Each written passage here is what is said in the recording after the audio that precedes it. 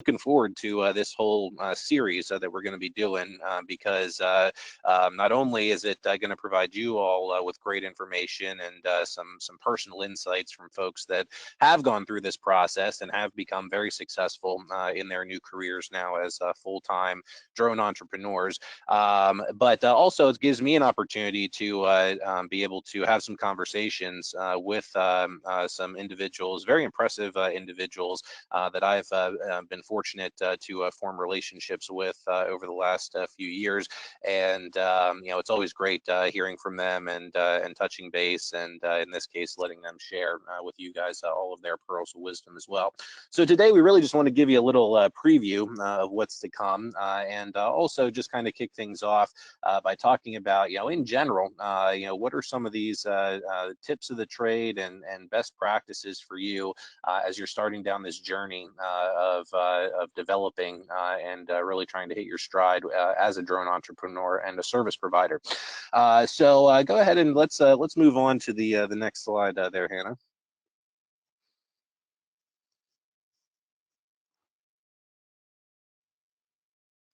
Okay, so as you guys can see, a lot of things that have happened over the last few years within the unmanned aircraft systems industry. I actually was fortunate. I got started out in this space back in 2000, end of 2014, I guess, is whenever I started getting involved professionally. And for those of you that know your history with unmanned aircraft systems, you know that the FAA didn't release their regulations allowing for professional flights under Part 107 until 2016. So I got started a little early. I got started as what they used to call the Section 333 exemption process, and I was fortunate because of my previous experience with aviation, able to get one of those exemptions. And so I didn't face a lot of the same hurdles that many folks are facing today in the sense of competition that I was up against, because at that point, to be able to fly for professional purposes, you had to have some type of a manned aircraft pilot certificate and you know, that background in aviation. And not a lot of folks at that point really had that, you know, or that had that and were also interested in getting involved with unmanned aircraft. But once those Part 107 regulations came out in 2016, we saw very, very fast growth, you know, both in terms of the different areas where drones were providing value and service, but also in the amount of individuals that were out there trying to jockey for their place within this industry. So, and there was a lot of figures, you know, that were thrown around that incited, you know, people to really, you know, keep pushing and you know, keep heading down that pathway of being a drone entrepreneur. So, you know, one of the big numbers that I remember from a previous report that came out probably back in 2014, 2015 is that second bullet point that you see there, economic impact, the integration of drones totaling more than $82 billion between 2015 and 2025. Now, obviously, we haven't hit that point yet, so we can't tell how accurate that figure is ultimately going to be based on their projections. But in terms of the number of individuals that have become certificated to operate small unmanned aircraft, that have gotten that remote pilot certificate, it was by far the fastest growing and the largest number of pilot certificates issued by the FAA of any type to date, just in that short period of time that we had since 2016. So definitely saw a huge increase in the amount of pilots and also the amount of drones that we're flying. As a result, you know, we're fully anticipating that as this process continues, we will see more and more jobs being created to support these efforts. And there's some things to be discussed in terms of what those jobs will ultimately look like as the focus tends to be driving more towards autonomous systems and networks of drones that can be used to do multiple things over wide areas, as and in numerous numbers, so that the human interaction is probably going to be less of a one-to-one relationship and more of a supervisory or a monitoring relationship, where the human individual may be responsible for multiple unmanned aircraft if they're working in a full-time job, not as an entrepreneur, but with a company. Tax revenue obviously will also increase quite a bit. They're projecting 482 million by 2025. And the last bullet point that we have down there says that for every year the drone integration is delayed, the U.S. loses more than $10 billion in potential economic impact. And that's a real important thing to remember too right now, as you're looking at what are the best pathways forward for yourselves and your own businesses that you're trying to start. Recognize that we are, in the industry as a whole, is handicapped to a point, or at least dependent upon the regulatory development that is necessary as they continue this integration process. And there's very little that we can do as a single individual to impact that, but it does illustrate some of the importance in getting involved with some of the industry groups that are out there that have the ear of Congress and have the ear of our lawmakers that are trying to keep things moving in the right direction. So all the really important things to remember if we want to be successful in taking advantage of the potential that's out there with unmanned aircraft. So moving right along, then, have some other things that we want to talk about today. Goes along with this. So here is a graphic that was interesting. I actually just looked at this one the other day, but this one is a graphic that shows commercial UAS opportunities across the value chain. And if you take a look there, there's a lot of stuff on here to take to see. But on the right-hand side, you can see all the different areas in terms of use cases, industries where folks are using unmanned aircraft to serve different purposes. So broadcast media. I think we can all agree that it's really impossible to turn on the television anymore and not see something that was shot using an unmanned aircraft at this point, be it commercial or regular television programming. Architecture, security applications, a lot of folks looking to augment their security capabilities with unmanned aircraft, giving their security personnel that higher vantage point, that eye in the sky, as they say. Agriculture, out in some of the parts of the country where agriculture is very big, a lot of good that's being done with the aircraft and getting a better sense of crop health, as well as yields of crops in any given growing season, and really just keeping a better picture on that without wasting our resources, being more efficient with the resources.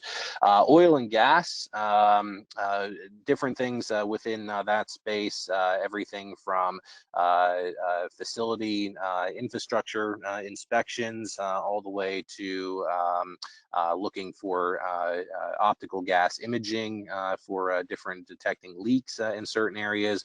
Also emergency response protocols, and using unmanned aircraft to update safety protocols that industry has to have by creating facility maps on a regular basis. Real estate, those were the big ones that I think everyone initially tried to get started with. And right now, if you're looking at the options that are available to you, if you're thinking about real estate, I'll say that my one piece of advice there is, you definitely want to make sure you have some very good contacts within that industry that you can leverage, because otherwise the market that's out there for those services is very saturated at this point. Construction, I do a lot of work in construction personally. I still find that that's one of the most lucrative areas to get involved with, because there's a lot of things that need to be managed on a construction site. There's using an unmanned aircraft can some of these tips, valuable progress updates to the powers that be. Also, a lot of construction projects are organized or orchestrated by a main firm, but then they are subcontracting out other elements of that project. And a lot of times they're interested in using unmanned aircraft purely to make sure that their contractors and things, subcontractors subcontractors are staying on task and getting done what they have assigned to them. The insurance industry, we saw, I think the insurance industry was brought to the forefront after the hurricanes that we had a couple years ago. And we saw the amount of work that was being put out there for drone operators to go down to some of those areas and assist with damage assessments for claims on insurance policies. And we still see that even today. I interviewed someone for a position at DARTdrones not that long ago who said that they had flown 47 missions following a hailstorm in a matter of 2 weeks because of the effectiveness of using unmanned aircraft to look for that type of damage as well. And telecommunications. One of the big things that's happening right now is we're preparing the mobile cellular industry is gearing up for this 5G rollout, and so there's a lot of things that need to be done with the infrastructure to support 5G and that new network. So a lot of work right now related to tower assessments, tower inspections, mapping of towers for equipment placement, etc. So a lot of things and a lot of opportunities leading up there. But this is a great graphic because it breaks down for you just kind of where are the different opportunities within this space. Remember, not everything about being a drone entrepreneur revolves around being a service provider. There are folks out there that are developing software solutions. There are individuals that are trying to manufacture new unmanned aircraft systems to steal market from the Chinese companies that have pretty much dominated the space at this point in time. There's requirements for data storage and data security, data transfer between the individuals that are in the field and the individuals that are back at their different offices and workplaces. So it's not just about flying the aircraft if you're looking at it from an entrepreneurial standpoint. There's lots of different things that are required in order to actually, from the industry standpoint as a whole, and to support this ongoing integration process and this brand new industry. Even to the standpoint of UAS mitigation or counter UAS, which is talked about fairly regularly as well. So our next slide here talks about how different applications falling into 5 general categories. And you can see the general categories there on your left. So we've got surveillance as one, and that could take multiple forms. Just general photography, videography would count as surveillance, depending on, just based on the classifications they're using here. Long range surveillance, short range surveillance. This is where they start to get into some of the regulatory hurdles that we are faced with, and that's also something that's very important to look at as you're putting together your business plan. Is how are these regulations going to come into play? So you can see there the things that are shorter distance, right? Things that we can do within line of sight, listed as already mature in those capacities. High impact there for short range surveillance. You can see for the long range things, they're projecting more of a 2 to 5 year time period. We need to get a little further in the integration process. The FAA needs to open up more pathways for beyond visual line of sight operations, and the industry also has to deliver more aircraft systems that are able to operate in that capacity in a reliable sense. Simply because we have a multi-rotor from a company like DJI that in ideal conditions can fly up to a few miles away, doesn't mean that the integrity or the security of that data link and the ability to send the data, collect that information, get it back to where it needs to be, it doesn't mean that that's going to be able to happen in all scenarios, or that it's not vulnerable. And really, if we're talking about true integration, those are the things we need to address. The next one, operations. Facilitating labor-intensive or difficult tasks. Yeah, we've seen that quite a bit. We've seen that unmanned aircraft have proven themselves as a force multiplier. They're making people's jobs easier because they can gather more information at a single point in time, which is great. Entertainment and advertising, also seeing, as we mentioned, a lot of drone footage being used in media productions, which is fantastic. Signal emissions, so enhancing our mobile network. So basically using drones to provide mobile data to others, almost like surrogate cell phone towers and things in remote areas or after natural disasters. We've seen some of that, but we're expecting to see more in the future years. And then finally, movement. So transportation. Everyone's heard about Uber's plans and their work with some of the aircraft developers out there to build, our Jetsons taxis that are going to take us all over the place in our larger metro environments one day, or just simply transferring objects. Amazon, UPS, Google, all of them have now been granted authorization by the FAA to begin conducting delivery type operations under Part 135 of the Federal Aviation Regulations in certain select areas. Again, it's not widespread integration yet, but it is a step forward. So great things to come. It's just a matter of what's it going to take to get us there. So then moving on to our next slide. So these are really, we get asked this question a lot. What's the current pricing structure that drone entrepreneurs should be out there charging? And really, it varies quite a bit depending on who you're working for and what area you're working in and how regular your services are with any given client. Down here, you can see we've got everything from $12,000 for monthly monitoring of a construction site over the course of 2 years. So that basically, if they're doing one flight a month and that's their rate for the entire project for 2 years, they're doing it as about $500 a flight for a month. I would say that's on the low end for construction if it involves mapping and things, but if it's mainly progress assessment, just taking a few photographs, sounds about right. And then you've got everything up to $23,000 for oil and gas infrastructure inspections. So obviously a much more,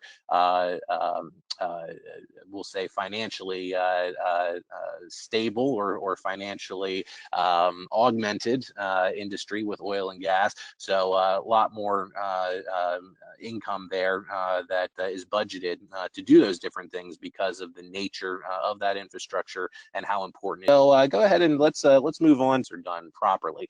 I actually was working with some folks out in California not that long ago with a water authority, and they were telling me about what was involved in just doing a tank inspection purely to look at one particular part of one of these water tanks up on the top of the structure. And in the traditional sense, they had to rent a lift, a big cherry picker type lift.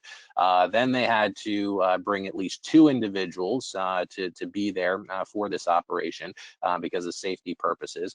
The process of transporting the lift to the facility and then getting it back whenever everything was done, took up easily about half a day worth of time just logistically to do all this for something that they have now been able to accomplish by pulling a drone out, putting it on the ground, taking off in a matter of minutes, taking about 3 photographs over the course of, again, about 2 to 3 minutes in the air, and coming right back down again. So the cost savings that's there, can also very much impact our bottom line as the service providers in what we're able to charge because they're still saving significant amounts of money when they're doing that. In terms of pricing, it's going to vary quite a bit. So let's talk about 5 things that as a drone entrepreneur you need to do to be successful. And I'll kind of supplement this as we go with my own experiences during each of these phases as well. So number 1, learn from others' successes. If you have not already done this, make sure that you are getting involved with different forums that are out there. Get involved with the larger industry bodies that we have, like AUVSI, Association of Unmanned Vehicle Systems International. There's also lots of great groups online. At DARTdrones, we have an entrepreneurs group on Facebook that a lot of our instructors are active in. in and share information with folks that ask in there. There's also other great Facebook groups that you can look at. There are through your different software solutions that you might be using. If you get into things like aerial mapping and modeling, using things like Drone Deploy, a lot of those developers also create communities to look at. So, take a look at all that. Also, ask yourself, who do you know within the industries that you're trying to serve? And this is one thing that I started recommending to folks after I, had some issues with it early on. It's very important that when you're looking at getting started, you don't try and spread yourself too thin. I see a lot of people out there that they build a website and they say, they list about 12 different things that they can do with the aircraft that involve about 6 or 7 different industries. And really, I think to myself, there's no way that you could know enough about each of those industries to really be able to effectively serve them. Because it's not just about flying the drone and getting the pictures. You also have to speak the language, know the lingo, as they say, of the different professionals in the different industries that you serve. So that's very important as well. Look at your contacts on LinkedIn. That might be able to help you out and give you some inspiration of people that that you may not have even realized what they do, and you might see some opportunities right there. We are actually going to do an upcoming webinar that will focus on a couple things related to that topic, how to find customers and pitch your services. So I won't go too much into that today. Job boards that are great that you can get involved with, things like DroneBase, Droners.io. There's a few of them that are out there that are very good. And then networking. How do we use how do we network with others and help cultivate contacts that way? And then mapping and modeling gigs. How do we find jobs? I'll be able to share some important pieces and tips with you on that one that allowed me to become my business anyway, to become very regular within that construction industry. So moving on then to our next slide, set up and run your business. So develop your brand, right? That's very important. We hear about branding all the time. Branding is essential. It is a key for success. People need to recognize your name and also associate your name with the message that you want them to associate with. So quality, experience, being an expert operator that is going to deliver them a valuable product. Find your partners, get insurance, and definitely consider the legal questions. If you don't already have insurance, that is not something that you want to skimp on. The good news is, again, there's a lot of on-demand services out there where you can purchase your insurance on a buy flight or a buy job basis. So if you need to utilize that initially to get yourself started before you can afford the larger wholly owned policies, go ahead and do that. Just make sure you do investigate the legalities of some of those insurance plans as far as the on-demand insurance in the states where you fly, because not every state recognizes them at this point. So in some of our upcoming webinars here, we're going to look at how to put together a good website and also how to best market the services that you are offering to not only get the word out there about what you can provide, but also help you with that branding and how to create, how to get that business up and running from an administrative standpoint as far as your operations.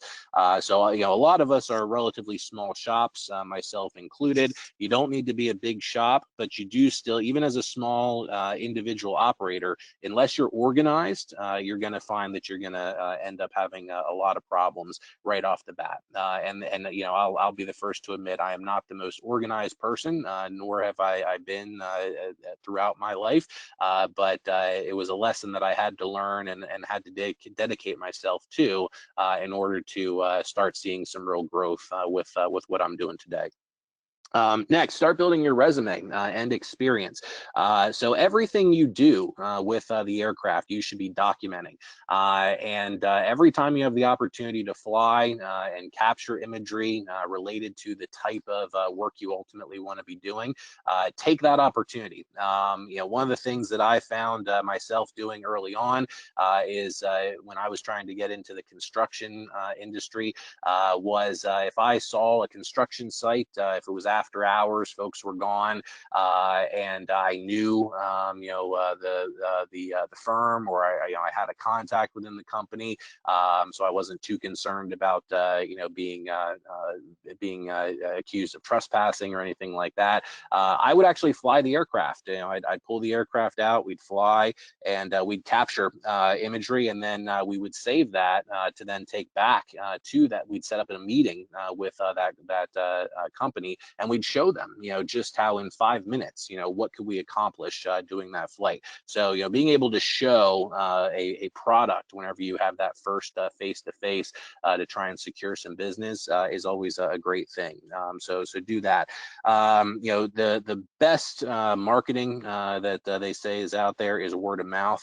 So make sure that you are looking for those referrals and taking that into consideration.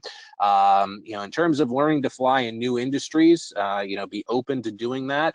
If you have a lot of experience in one particular field, but you're not finding a whole lot of opportunities for you in terms of using an unmanned aircraft to support that, look at other related things that might be a separate industry, but still kind of closely related. And if you need to learn more about an industry, if you see a lot of opportunities in your particular area, maybe you're in the Midwest and you're thinking agriculture might be good for you, take the time to learn about the industry first, okay? Before you, because knowing about the industry, speaking the lingo, very important. So in the future, we're going to be looking at how to find customers, pitch your services, how to brand for success, and again, market who you are. And then also we'll get into the social media aspect of it. Another area that I'm not great at, but we have a lot of folks that we work with, and a lot of other individuals, our instructors and others that have started businesses that do an excellent job with that. Okay, moving right along then. So find your customers. Again, ask customers for reviews. Once you do a job for someone, ask them if you have a website, if if your company has a presence on Google, etc. Ask them to leave a review. People read those reviews all the time, and anytime it seems like my wife and I are looking to go out for dinner at a new place with our kids or without the kids, we're always looking at Google reviews. When I travel and I'm working with clients and I'm trying to decide where I'm going to eat that night, I'm always pulling up the Google reviews, just looking at restaurants in the area and which ones have the best ratings. So that's a great way to help getting some attention for yourself that way. So again, we're going to be focusing some of our upcoming webinars on how to find customers, how to pitch the services. Again, always best if you can get yourself face to face and show them a product as opposed to just mailing out leaflets or trying to send out emails and things. So we'll go into that in a lot more detail. And then next one. Differentiate yourself. Make yourself stand out from the competition. We said that the remote pilot certificate was the fastest growing certificate that was offered by the FAA to date, and I forget off the top of my head just how many thousands, actually tens of thousands of these remote pilot certificates were issued during the first 2 years that it was out alone. Again, recognize that there's a lot of individuals that are out there jockeying for space, and think about ways that you can set yourself apart. So again, focus on areas that don't try and spread yourself too thin. Focus on 1 or 2 areas that you are very knowledgeable of or can gain the knowledge of, and then start building a portfolio to really showcase what you can do in those spheres. Get waivers. I can't tell you how many jobs I've gotten because I had waivers related to either being able to operate at night, being able to fly over people, being able to operate in certain airspaces as needed if Lance wasn't available in them. So having those blanket authorizations for certain areas. Get everything that you need to be able to support yourself and provide the services that you need in your area. Okay.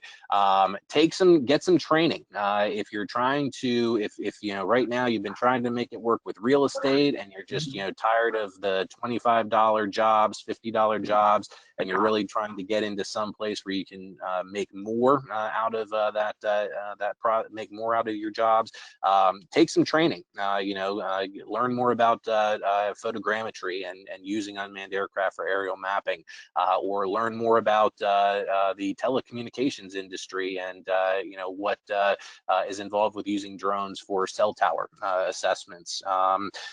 Consider getting certified as a top trusted operator program by AUVSI as a differentiator for yourself.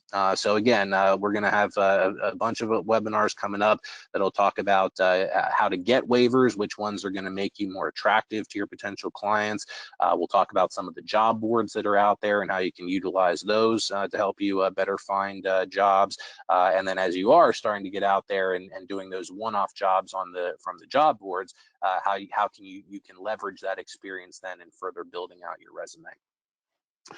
Okay, so the top 6 best practices that we're going to wrap things up with today for you guys, and apologize we went a little bit too long. I just had a slow start getting things going this afternoon, but make sure that you are current on your Part 107 certificate, your remote pilot certificate. A lot of folks, I don't know where the gap was in terms of the education, but a lot of folks weren't aware that they do have to do that biannual review every 2 years in order to keep their remote pilot certificate current.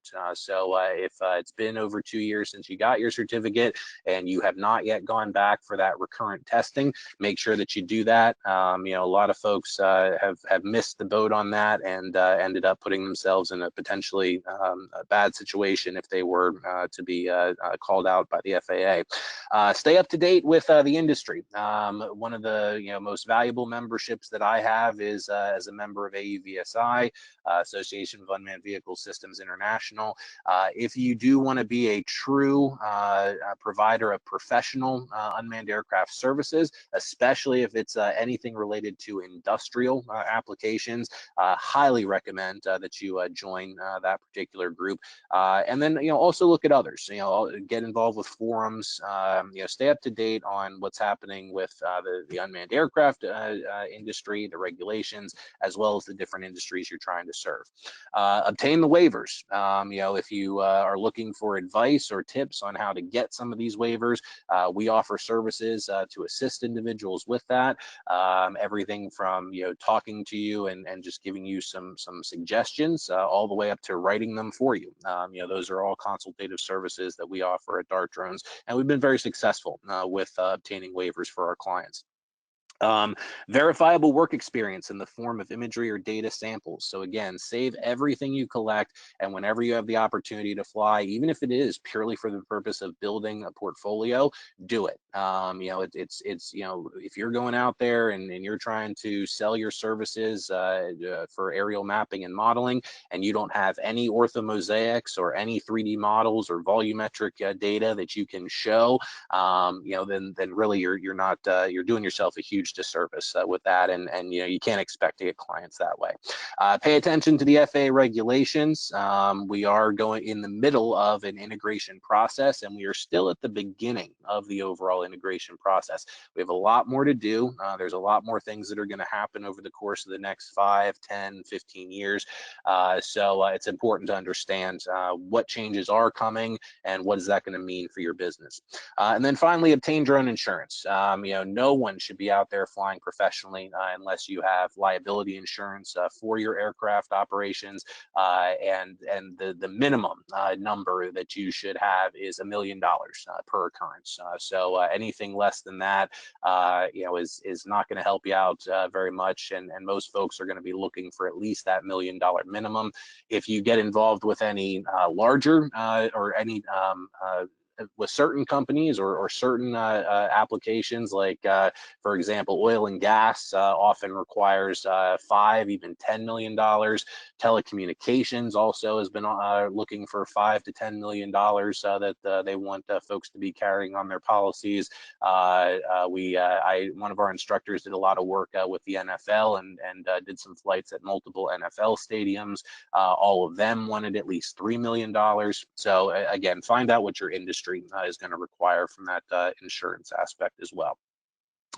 Okay, so questions. I know we went a little bit late, but I think pretty much everyone's still with us. So do we have any questions on anything that we've talked about today, or just really anything that you'd like us to talk about or make sure that we're covering in our upcoming webinars?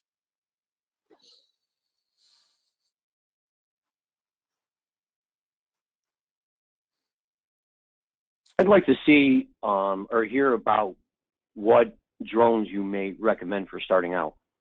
Sure, yeah, absolutely. So we can put that down for one of the future ones. I think we do have one that was going to look at equipment recommendations. Yeah, the short answer is it largely comes down to what you're trying to, again, what industry you're trying to serve and what work you're trying to do.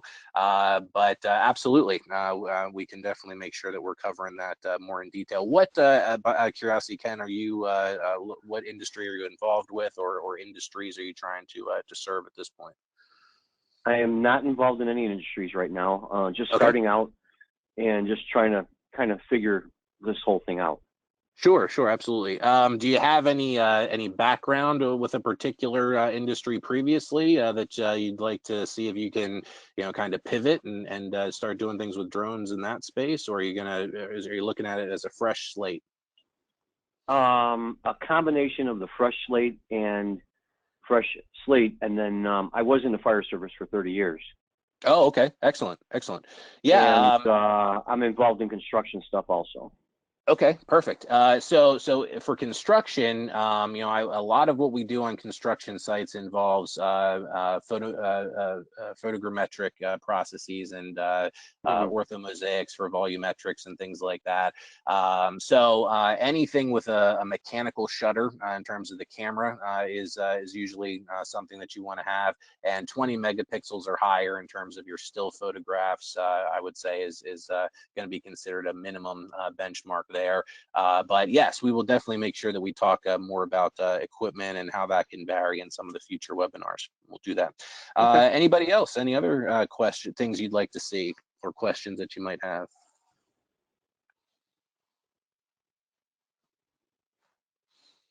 Okay, well, we do have quite a bit planned for you. So please, make sure that you join us for some of the future webinars that we have planned. Hannah's going to be sending out a recording and posting a recording of today's webinar as our initial just intro to what we have set up down the road for you. And again, if you do think of anything between now and our next webinar, please reach out to us. Our phone number's there, our email address is there.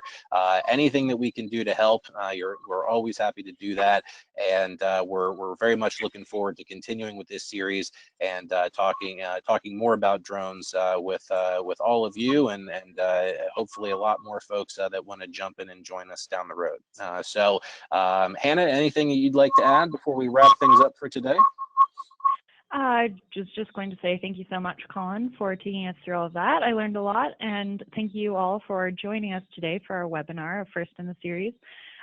Stay tuned. So the next will be next month in January. So stay tuned, and I'll be sending out the information, the specific information for that through our marketing or info@dartdrones.com email address. So make sure that you've added us as a contact in your email so it doesn't accidentally go to spam, because that does happen sometimes.